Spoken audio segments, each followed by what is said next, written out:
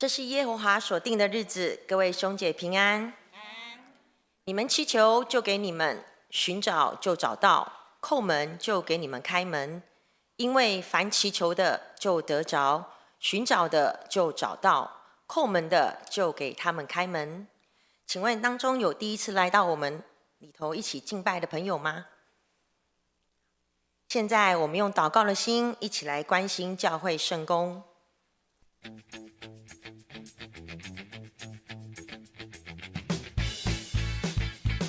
今天是本会社教132周年培灵会，感谢林芳龙牧师前来本会培灵证道。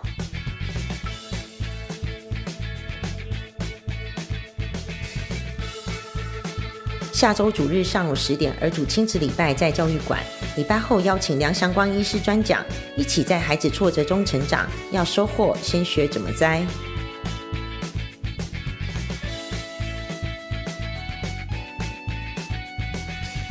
3月14号礼拜五晚上8点，在礼拜堂举行祷告会，请兄姐踊跃参加。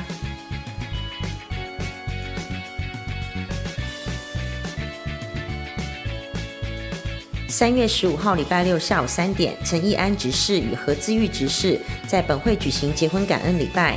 晚上6点30分，在大直点华举行婚宴。当天右心不开放停车，造成不便，敬请见谅。婚礼后备有交通车前往大直点华。下午4点45、5点、5点15分于士林国中发车。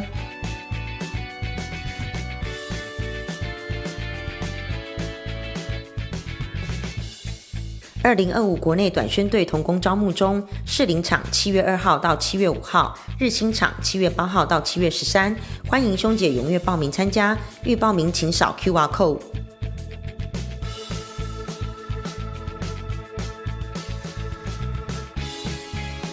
7月3号到7月17，我爱台湾宣教营 ILT 国外青年将来本会，需要4个接待的寄宿家庭，让我们一起来学习宣教从接待开始。欢迎有兴趣的兄姐至办公室来索取寄宿家庭申请表。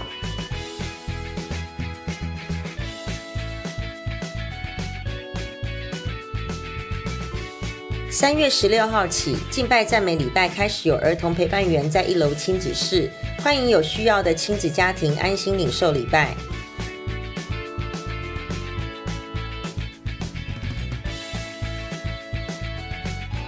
本会定3月30号下午1点举行士林教会信徒联合追思礼拜，欲参加的家庭请向办公室报名，报名表请至招待桌或办公室索取。曾报名参加者只需要缴交报名表，新报名者或变更相变者，请在3月16号前将报名资料交至办公室。我们一同站立来唱《主是葡萄树》和《信》2首诗歌。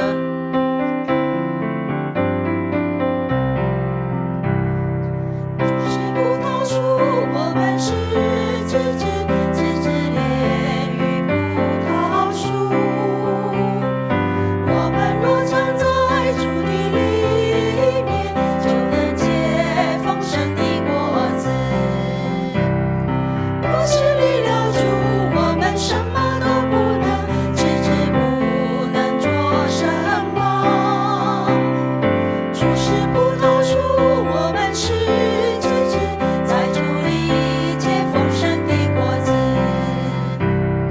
主是葡萄树，我们是枝子，枝子连于葡萄树。我们若常在主的里面，就能结丰盛的果子。若是离了主，我们什么都不能，枝子不能做什么。主是葡萄树，我们是枝子，在主里结丰盛的果子。若是离了主，我们什么都不能，枝子不能做什么。主是葡萄树，我们是枝子，在主里结丰盛的果子。是的，主啊，离了你，我们不能做什么，就像树离了根，只能枯朽。人若离了你，如何真正活？主，我愿在你里面，只有住在你里面，就有生命，就在天堂。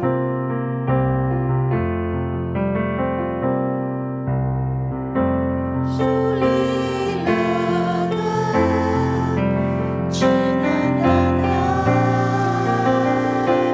不休。我离了你，怎能真正生活？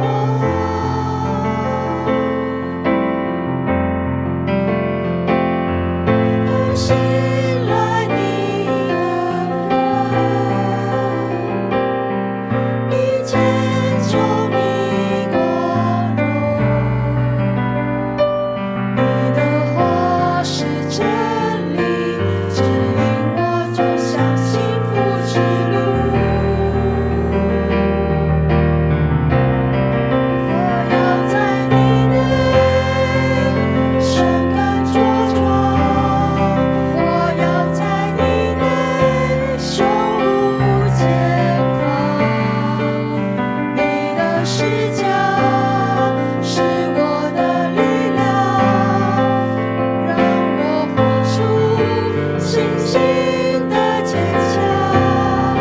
我要在你内生根茁壮，我要在你内胸无前方。你是上主，是我的信仰，有你在的地方才是天堂。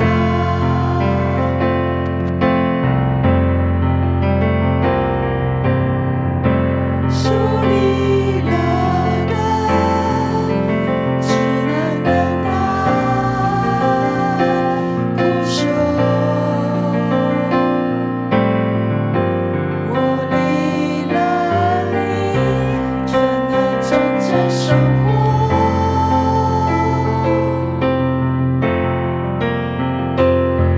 关心来你的人，一见就你光荣。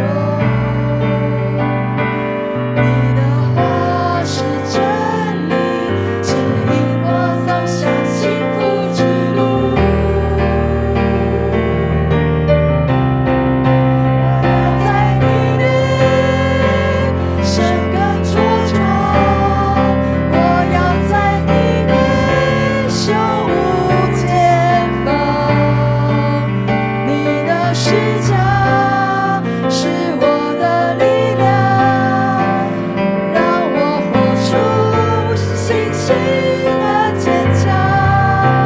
我要在你内生根茁壮，我要在你内胸无前方。你是上主，是我的信仰，有你在的地方才是天堂。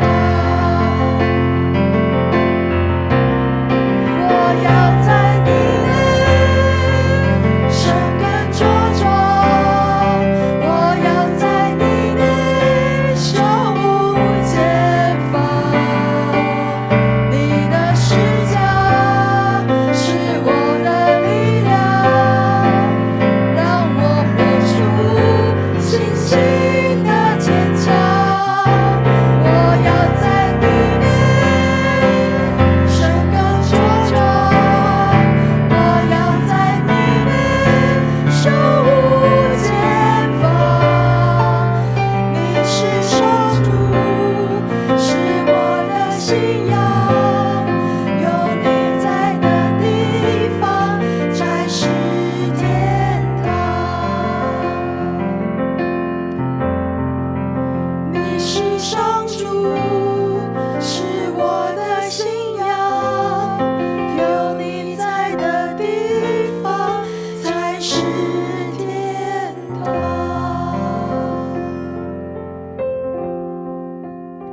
亲爱的天父，我们满怀感恩之心，来到你的面前，为士林基督长老教会设教132周年向你献上感恩。感谢你的恩典，让我们这群枝子能够连结于基督这棵葡萄树，得着生命与滋养。感谢你的保守，让教会成为社区的灯塔，带领更多人认识你，经历你的爱与真理。感谢你赐下忠心的仆人，无论是牧者、长职或每一位弟兄姐妹，世代传承你的旨意，让教会成为你恩典的见证。主啊，在这132年的历史中，我们所拥有的一切都不是出于人的手，乃是你亲自建立、看顾与带领。你说，离了我，你们就什么不能做。但有时候我们依靠自己的聪明，远离你的心意；有时候我们关注自己的计划，而非寻求你的旨意；有时候我们虽然身在教会，心却未真正住在你里面。因此，求你赦免我们的罪，并借着圣灵更新我们，使我们的生命能更荣耀你的圣名。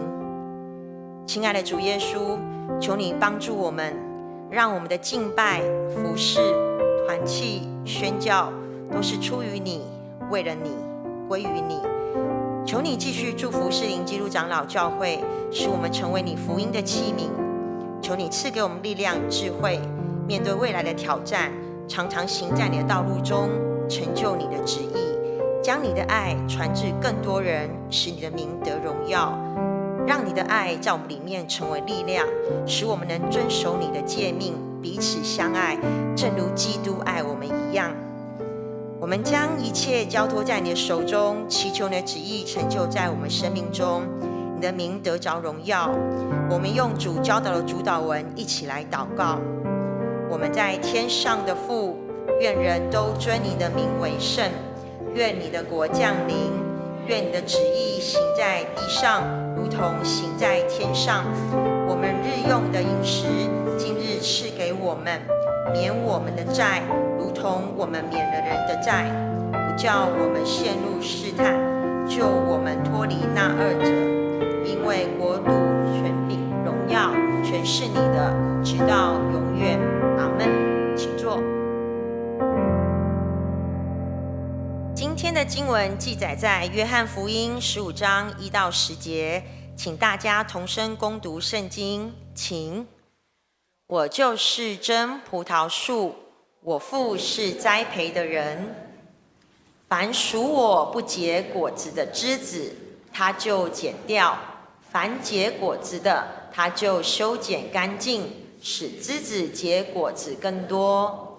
现在你们因我讲给你们的道已经洁净了。你们要常在我里面，我也常在你们里面。枝子若不常在葡萄树上，自己就不能结果子。你们若不常在我里面，也是这样。我就是葡萄树，你们是枝子。常在我里面的，我也常在他里面。这人就多结果子，因为离了我，你们就不能做什么。人若不常在我里面，就像枝子被丢在外面，枯干了，人捡起来，扔进火里烧了。你们若常在我里面，我的话也常在你们里面。凡你们想要的，祈求，就给你们成全。你们多结果子，我父就因此得荣耀，你们也就是我的门徒了。我爱你们，正如父爱我一样，你们要常在我的爱里。你们若遵守我的命令，就会常在我的爱里，正如我遵守了我父的命令，常在他的爱里。今天的金句我们一起来读2次，请。约翰福音15章第5节，我就是葡萄树，你们是枝子，常在我里面的，我也常在他里面。这人就多结果子，因为离了我，你们就不能做什么。约翰福音15章第5节，我就是葡萄树，你们是枝子，藏在我里面的，我也藏在他里面。这人就多结果子，因为离了我，你们就不能做什么。今天林牧师正道题目是连结基督，我是葡萄树，你们是枝子。感谢上帝，我们今天能够很荣幸再次邀请到林芳荣牧师。我们当中有一些弟兄姐妹可能对林芳荣牧师不是很熟悉哈，但是他是我们教会的老朋友，而且是我们非常开心能够看到林牧师哈，因为在许牧师到任之前，15年前呢，我们从2009到2012年啊，2009到2012年，我们教会没有牧者的这段时间，林牧师协助我们教会的牧会非常大的帮助，所以我们一直很怀念他哈。通常都要这个借用他有放假的时候，虽然很不好意思，他现在在休假期间，我们只能借用他休假的时候，好好的来使用他。那昨天晚上他已经给我们第一讲培灵会，连结基督也非常的精彩。如果你昨天晚上没有办法来到我们现场的，你一定要上网看连结回放。借着昨天林牧师从神学、圣经跟实践3个层面告诉我们什么是连结基督，这也是我们教会接下来10年很重要的一个主题。那你会看到我们教育馆已经也有新的布置哈，我们有把120周年的这个标题换掉了，换成连结基督迈向成熟，还有祈祷连结定睛仰望。那我们特别感谢在132周年的教会的周年的时候呢，能够请林牧师来带我们做培灵布道的第2场。我们再次欢迎林牧师，谢谢。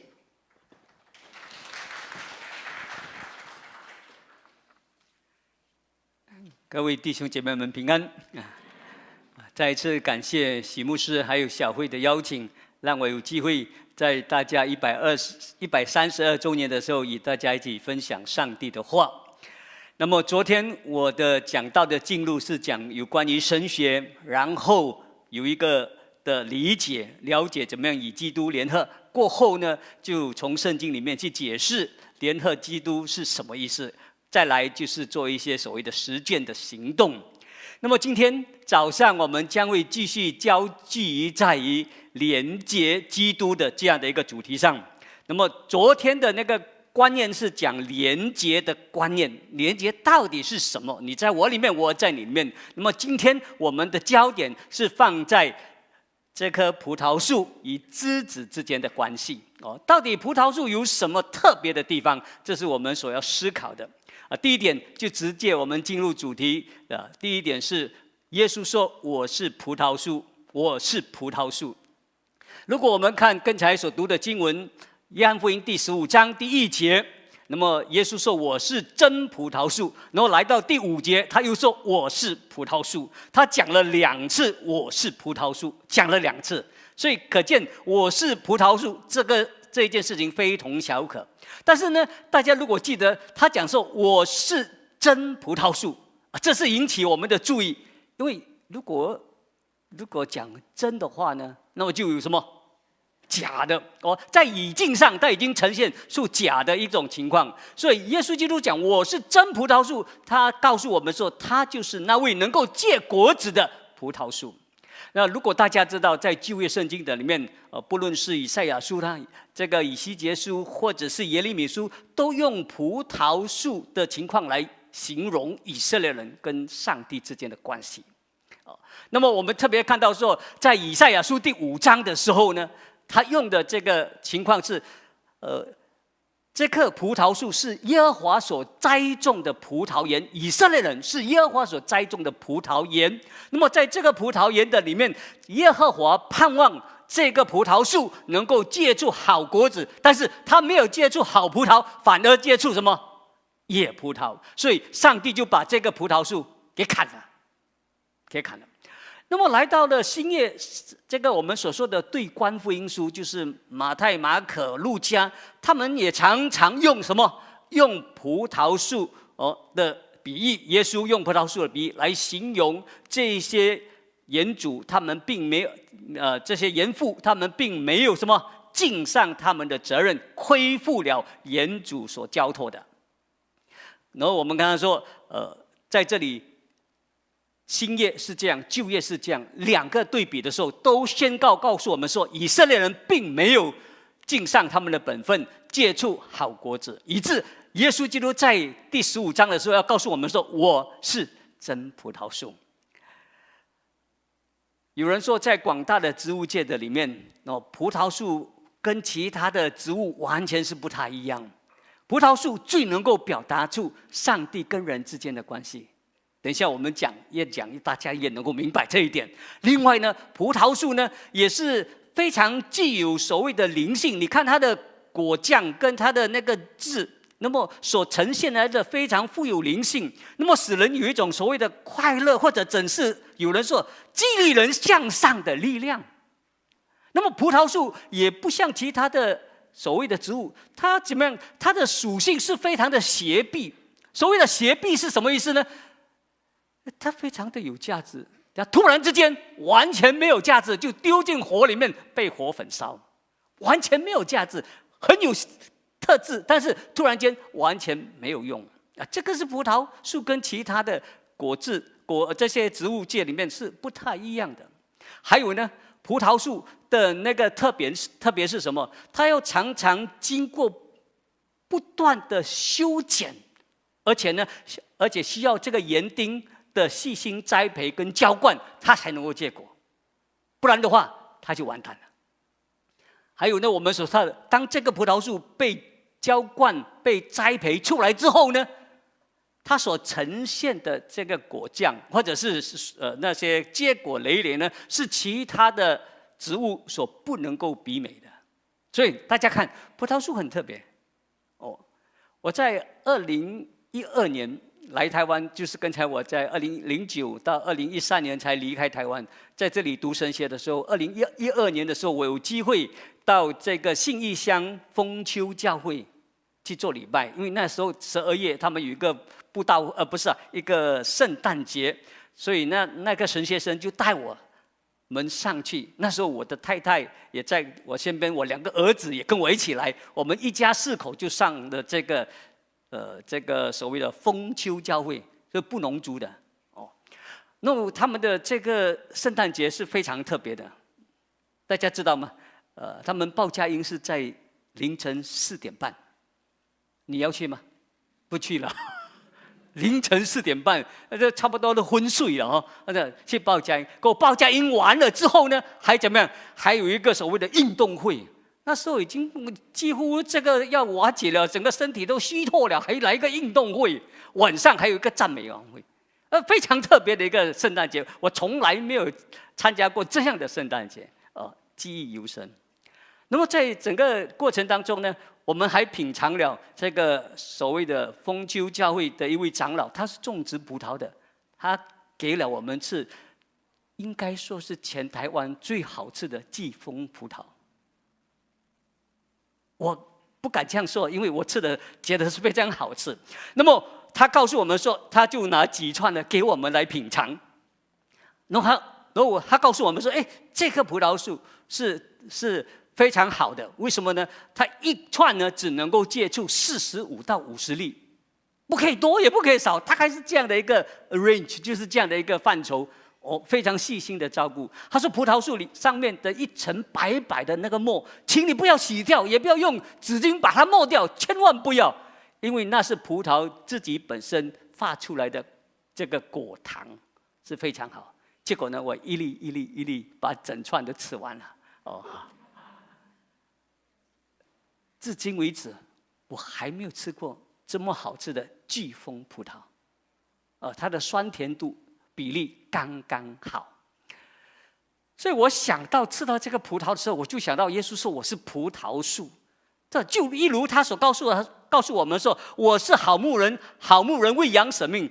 那么你们要到我这里来，我要叫你们得生命，而且说得的更丰盛的生命。指的是这个意思。所以按照我们来看说，耶稣基督来，他就要给我们更丰盛的这个生命，就好像葡萄树借助葡萄那丰盛的葡萄的果子一样。大家知道吗？葡萄树所有的都是属于枝子的，没有一样不是属于它。从根里面所产生出来的那个甜质，或者是生命力，或者是那些所谓的养分，都没有一样是为自己所使用，没有，都是给这个树上的枝子所使用。我们可以说，葡萄树是枝子的父母，也是葡萄树，也是枝子的什么仆人。那这正是我们主耶稣基督为我们所成就的哦。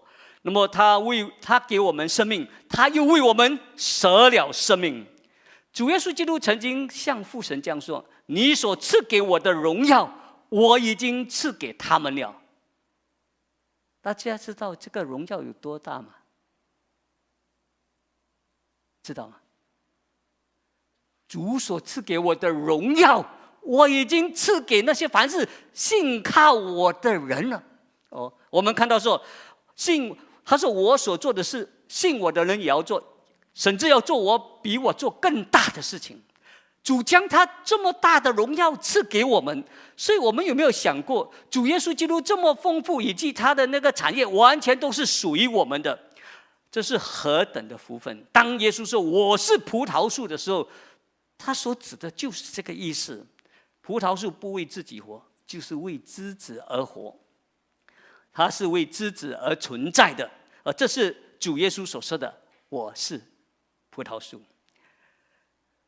今天我们看到很多的信徒一直在埋怨说，为什么牧师，我们为什么一直要为主活？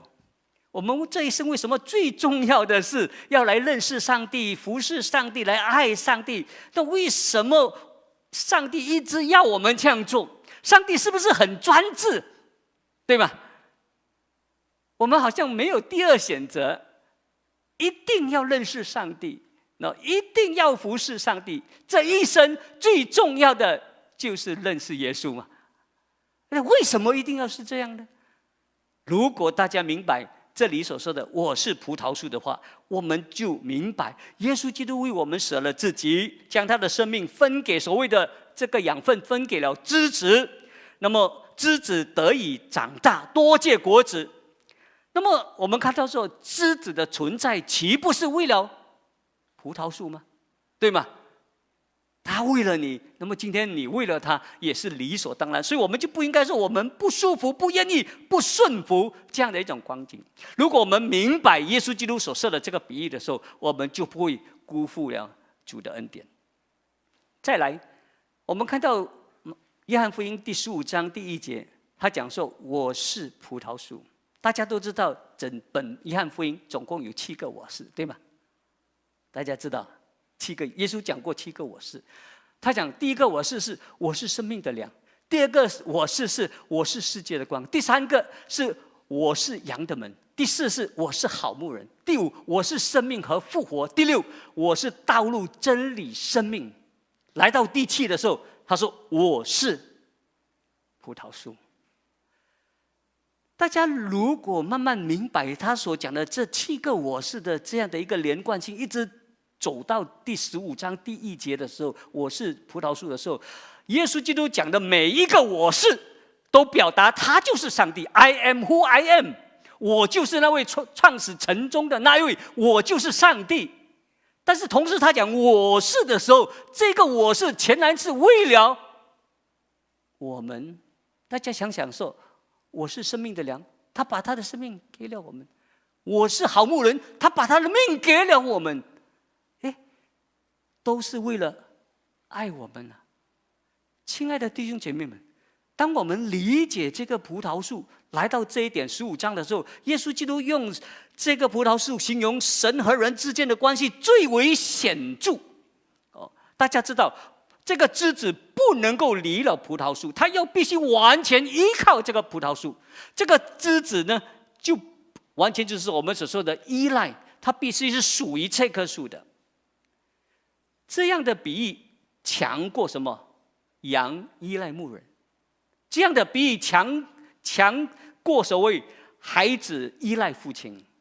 因为孩子有时候不会依赖父亲，有时候羊也会到处乱走。但是枝子如果它离了树，它马上就什么？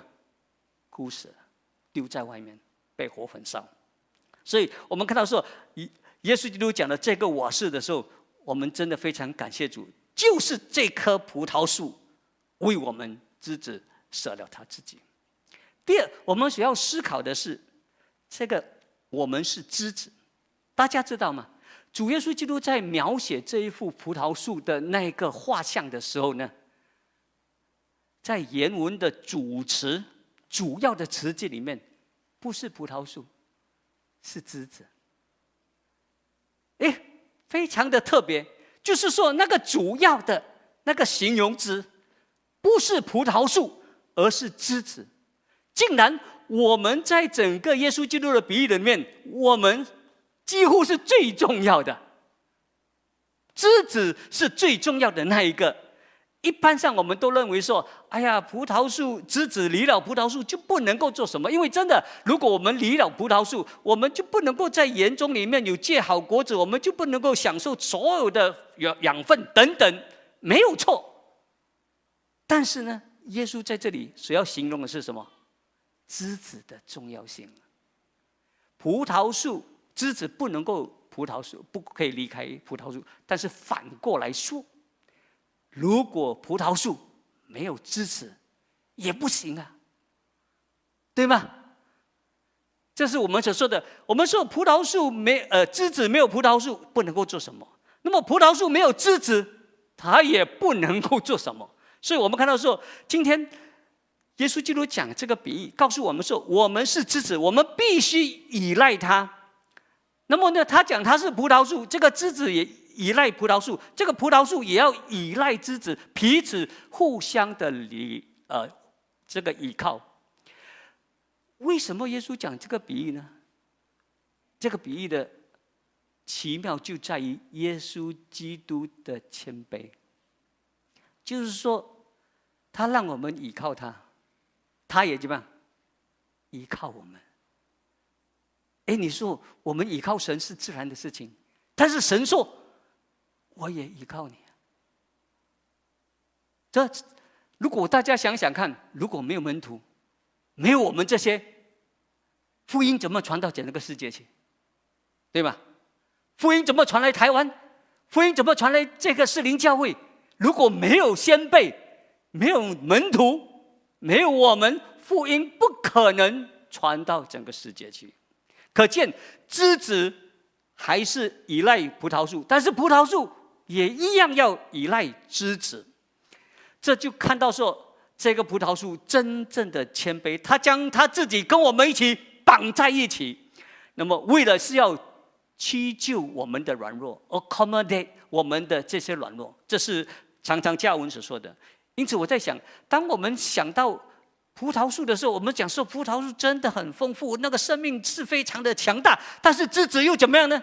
枝子也有它的功用，没有枝子，葡萄树就不能够结果子。这是上帝自己谦卑他自己的第一步来符合我们，我们非常感谢主。因此，我们如果理解耶稣基督的呼召，你们要藏在我里面，我也藏在里面。你们里面，我们就明白这个比喻的重要性，我们就不会再一次辜负主的恩典。第三，要跟大家所思考的是葡萄树跟枝子的连结，他们之间的关系到底又是怎么样呢？在我们的改教家里面，加尔文常常用一个字眼来表达葡萄树跟枝子的关系，那就是借价。借价这个字。昨天晚上我们有用过，但是没有解释。借价，为什么我们讲我们借价在这个枝子借在葡萄树上呢？因为我们刚才已经在开始已经讲的，以色列人本来就是葡萄树，但是呢，他们没有结出好葡萄，反而结出野橄榄，所以上帝把它砍掉了。砍掉了，就把我们所谓的这些外邦人相信耶稣基督的人，把它借上去。在这个葡萄树上，所以我们是野橄榄借在这个所谓的葡萄树上，所以我们是叫做嫁借这个字，嫁借在上面。嫁借我们很少用嘛，在我们的华语的里面，大家有用过嫁借这两个字吗？只有农夫才会用了，你不是农夫，你不会用这两个字。嫁借就是嫁借在上面，嫁娶的嫁。借上去的嫁借，我们很少用嫁借这两个字，我们用嫁祸就差不多。因为我们世人犯了罪，亏欠了上帝的荣耀，我们嫁祸于耶稣，对吧？我们让上帝让他为我们的罪死在十字架上，我们是嫁祸给耶稣，还差不多。我们很少用嫁接这2个字，但是大家知道嫁接的意思是什么？嫁接是什么？嫁接的意思，如果你要嫁接在这棵树上，老树上，那么你必须把它稳固嘛。你稳固，你就砍这个葡萄树，砍这棵树老树，把它砍的时候，把另外一棵树、另外一个枝子给它嵌入在里面，跟它绑在一起。这样的情况，我们看到说，为了要接上一个新的枝子，这棵老树呢就要被砍一个切口。没有一次这个所谓的介枝呢，不在这个老树上留下一个伤口的。为了要借了一个新的陌生的枝子在这个老树上的时候呢，我们看到说，这棵老树呢不会不留下所谓的伤痕。你看，每一次我们嫁接在基督的身上，他就砍一个伤口；嫁接一次就砍一次，对吗？他把你嫁接在他的身上，那么这个老树的那个所谓的枝叶，他的所谓的生命，他所谓的成长的力量，就传递给了这些枝子。耶稣基督跟我们的关系就像，当我们一嫁接在他身上的时候，我们就什么？知道他为我们的罪受伤流血而死亡，这个是一个伤口这个是我们所看到的。所以圣经告诉我们说，我们跟上帝的关系就是如此，我们应当在他死的形状上跟他联合，以致我们在他复活的形状上也跟他联合。所以亲爱的弟兄姐妹们，以耶稣基督的连接，就是耶稣基督邀请我们进入在他的里面，我们要藏在他里面，他的话，或者他也藏在我们的里面。那么这样藏在他里面的情况，是用树跟枝子来比喻，是不能够离开的。我昨晚用了一个比喻，就是你生了一个儿子，或者是你领养了一个儿子的例子，让我们理解我们跟耶稣基督连接的那种关系。我说，我们生了一个儿子，我们马上就跟他有联系，对吗？我看到这里有带小孩子来的，你生了一个儿子，你就马上跟他在生命上有了一个连接。那是指什么呢？我生一个儿子，我生命就与他有连接。但是呢，生了这个儿子，我就要什么？生他、养他、教育他，那么与他同在，那么我们的生命才能够连接。意思是说，在我们的生活当中呢，大家彼此有来往接触，他在你的生命当中占有一席之地。从血缘的角度来看，他是我的儿子，血统把我们2个人连在一起。那么还有另外一个人，在我们生命当中，不是跟我们有血缘关系，但是给我们跟我们非常亲密的，甚至比孩子还更加亲密，那是谁？我们的太太，对吧？不是吗？你们还不懂吗？我们讲说，这个人跟你没有血缘关系，对吗？你太太跟你有血缘关系吗？我的太太不是林家的人，她不是属于林家的血统，她是姓马的，她跟我没有关系。但是，一旦她跟我结了婚之后，她就跟我马上有了生命上的连接，有了关系。我们看到说，这种关系比血缘关系更加亲密。大家说是不是？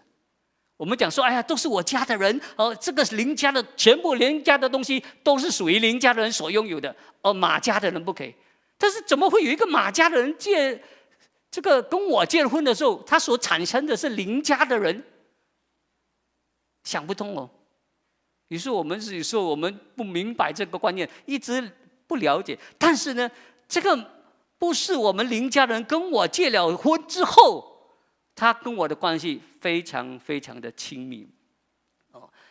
很多时候我们误解了这个创世纪第2章的那个观念。我们常说我们的孩子是我们的骨肉，那是错的。在创世纪第2章，亚当对夏娃说什么？但是你是我骨中的骨，肉中的肉。这个女人要称为女人，因为她是从男人而出的，所以女人是男人的骨肉。所以今天不要爱错了，千万不要爱错。过去我们华人的传统，在有关于传统性的这个封建制度，或者是对圣经的误解，以为把我们所生下来的就是那个骨肉，那个不是骨肉，那个是我们的后裔，它不是我们的骨肉。所以你爱错了，这一生珍惜的，而且呢，你的后裔呢，因为当他找到另外骨肉，他会离开你。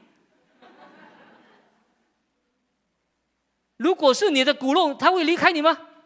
不会，肋骨怎么会离开我？除非开刀了，不然的话不可能。所以他跟我们的关系是非常密切的，请大家重新思考你跟你孩子之间的关系，跟你跟太太之间的关系。今天很多家庭出现问题，就是因为不了解这个观念，对吗？生了一个儿子，儿子是我的心肝宝贝，把我的老婆放在一边，天大的错误。他才是你最重要的那一个。我非常喜欢管道生的我农词，不懂大家会背吗？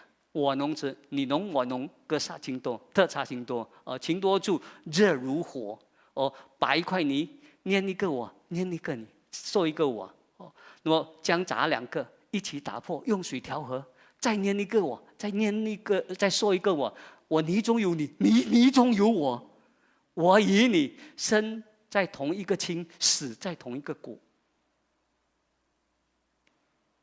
天哪，这个非常符合创世纪的夫妻神学。管道生写得非常好。彼此之间的关系是人间里面最亲密的关系，莫过于什么？夫妻关系，并不是儿女关系。但是我讲了这么多，再告诉你，还有另外一种关系，比这个更加重要的，那就是树跟枝子之间的关系。怎么讲呢？当今天你来到教会的时候，认识了耶稣基督之后，你受洗归入，受洗归入谁？不是单单归入教会，你也归入基督，与他同死、同埋葬、同复活。还有呢，你每一个主日的时候，你来到这个圣餐的当中，你吃的是什么？耶稣基督的血和耶稣基督的肉。他在我们里面，我们在他里面。我泥中有你，你泥中有我，不是吗？我的太太过30年后应该不在了，如果还有的话，她就活得很长久，或者50年好不好？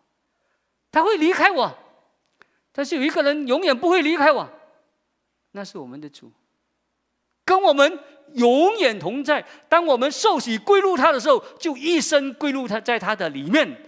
当我们每一个主日所谓的圣餐主日的时候，守圣餐，吃他的肉，喝他的血，然后我们讲说他是我们的饮食，那么与我们在一起，永远没有分开。这个比世上所有的一切的关系更加的紧密。大家知道吗？洗礼跟圣餐是教会的圣礼，是非常重要的。它比喻的是这一种的精神。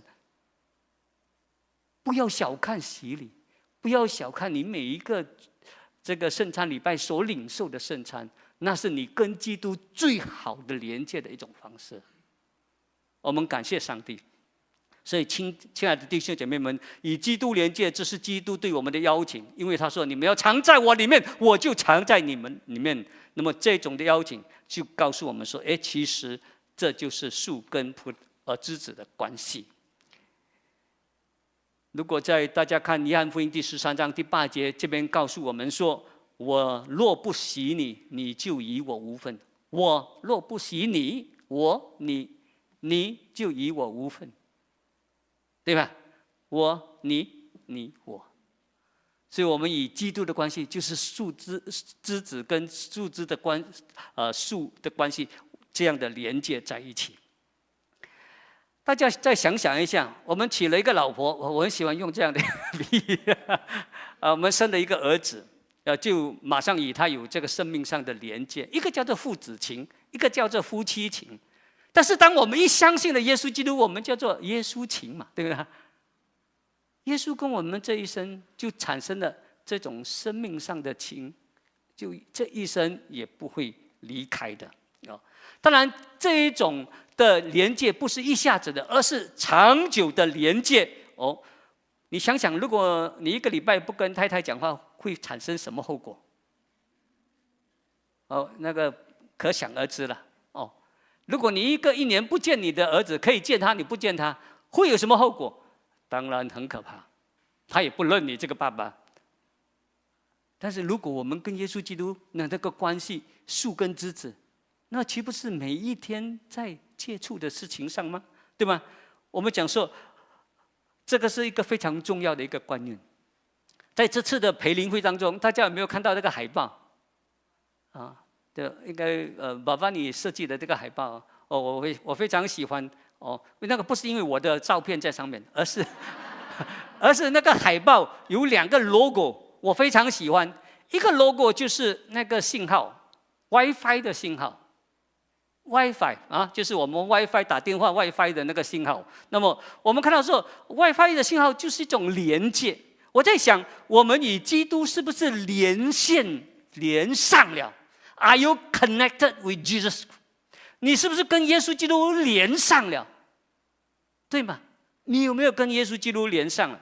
我们与基督连接就是 abide in Him， 就是跟他连接一起。那么我们又常常跟他 connect， 我们就是常常在找 WiFi， 这里有没有 WiFi， 那里有没有 WiFi？ 我们应该什么？常常跟耶稣基督连线。我在想，我们是不是可以在我们的手机的里面开一个耶稣的这个账户？大家知道吗？在你的手机里面，你可以开一个自己的账户。我有开我自己一个叫做林芳荣的账户，在我自己的里面，我有时候把东西放在我自己的里面。但是我在想，我们有没有可能开一个账户，叫做耶稣的账户？你每一天跟他 line 一次，来加个 line 吧，加个耶稣的 line 好不好？加一个 line 吧，加他。然后你加他这个 line 的话，你就每一天就跟他有 line， 你就 line 他，你有什么事情告诉他。他虽然没有回应，但是我们知道他正在回应，对吗？我们每次赖那些不相干的人、不相干的事情，你吃饱了没有？多问你没有用了，他吃不饱跟你没关系啊。但是我们每次做这种事情，这是在我们的生命里面最重要的，岂不是要加一个 line， 加耶稣基督的 line？ 那我想这个是。我们这样，我们就越认识他，我们就越爱他，我们就越能够服侍他，那么就能够结出应有的果子。因为时间的关系，我没有办法再说下去。我想说，我们如果要与耶稣基督有亲密的关系，我们就要在他的话语上与他连接，我们又在他的爱上与他连接，我们要在他的修剪上认识他，因为他修剪我们，我们就越来越认识他。总的来说。最近有一部戏，不懂轰动整个全世界华人世界呢，不懂大家有没有看？我没有看啊，但是我是看报纸，我常看报纸了解时事那就是哪吒2，叫哪吒还是哪吒？不管他了，大家明白就知道的。哪吒2，那我就用哪吒2好了大家知道哪吒2非常轰动。他怎么样呢？他的那个票房已经达到140亿人民币就是大概25亿，几乎是整个影世界里面的这个占了第8个位置，影界史里面占了第8个位置，了不起那么有一些人呢，剪了一个哪吒的头，后面几个哪吒的头，非常的火红。但是哪吒他的那个影片的最主要的主题是什么？他的那一句话：“我命由我不由天。”哇，这句话非常的让人产生共鸣。我的命由我不由天。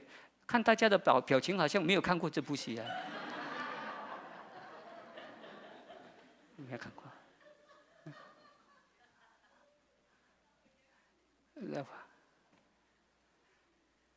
我命由我不由天，结果很多人产生这个共鸣，共鸣了之后，就是说我的命由我来掌管，不要由这个世界掌管，不要由人来整治，甚至不要由天来掌管。他就应验了另外一句成语，就是说人定胜天。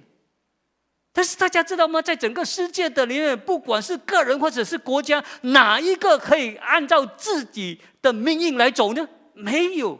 乌克兰、缅甸，甚至台湾不要说还有，我们的命操纵在我们手上吗？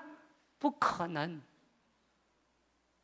亲爱的弟兄姐妹，当我们与基督连接之后，我们才会发现，原来是我命由天，不由我。你由这个天父所栽种的果子，然后你就能够结出丰盛的果子，不是吗？愿主帮助我们，让我们再一次与耶稣连接，那么每一天做他所喜悦的事情。我们一起来祷告。天父上帝，我们再一次感谢你，谢谢主你自己的恩典，借助你的话如此宝贵的一个比喻，让我们看到你是葡萄树，我们是枝子，我们连接在你的里面。不但如此，我们也常常被修剪，以致我们就结果子更多，荣耀我们天父。我们求你引导你的圣灵继续的帮助我们。人的话虽然结束，但是你的灵在我们的生命里面不断的运行、感动和引导，使到我们活出耶稣基督的形象。我们交托感恩，奉耶稣基督的圣名，阿们。现在我们一同站立，来唱回应诗歌《住在你里面》。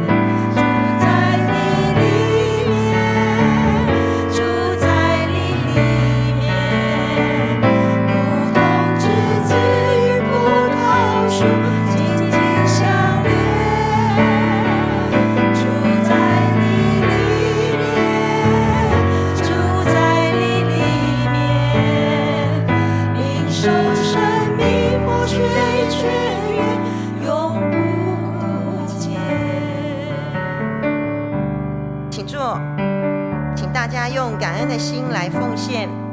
奉献时，请唱你的恩典；奉献后，请林牧师祝祷。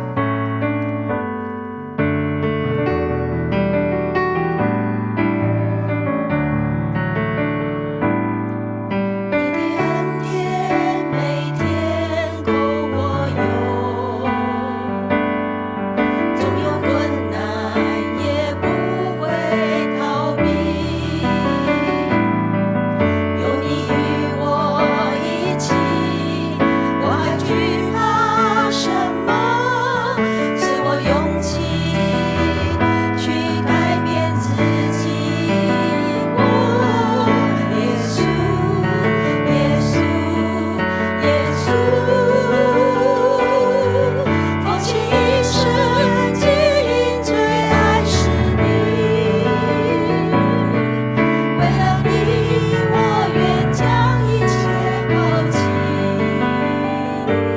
请起立。耶稣，我要得着你。耶稣，耶稣，耶稣，空气一生记忆最爱是你。为了你，我愿将一切抛弃。耶稣，我要得着你。我已决定，我一生最爱是你。让我们这时候以信心来领受上帝的赐福。但愿我主耶稣基督的恩惠、上帝的慈爱和圣灵的感动，常与你们众人同在，从今时一直到永永远远。阿门。阿们。请坐。默祷，待订阅结束后再行离开，祝福大家平安。